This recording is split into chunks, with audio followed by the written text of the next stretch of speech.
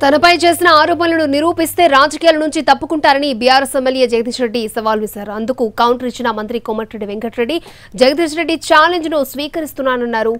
ఇక నల్గొండ ఎస్పీ నుంచి రికార్డులను పరిశీలిస్తే తేలిపోతుందన్నారు మంత్రి. నేను ఛాలెంజ్ చేస్తా ఉన్నా.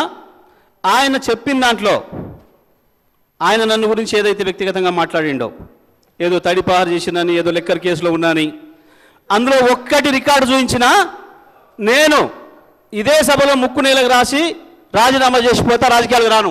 ఆయన ముఖ్యమంత్రి ఇద్దరు చేయాలి, ముక్కు నేలకు రాయాలి, రాజీనామా చేయాలి ఇద్దరు. ఒకటి నిరూపించకపోయినా నేను దానికి సిద్ధంగా ఉన్నా.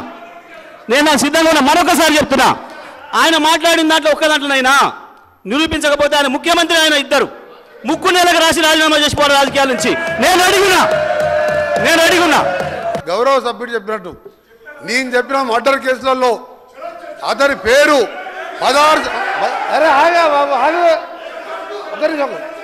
నేను చెప్పినట్టు మర్డర్ కేసులలో ఆయన కోర్టు చుట్టూ 16 సంవత్సరాలు తిరిగిండా లేదా కోర్టు రికార్డులో ఉంటుంది.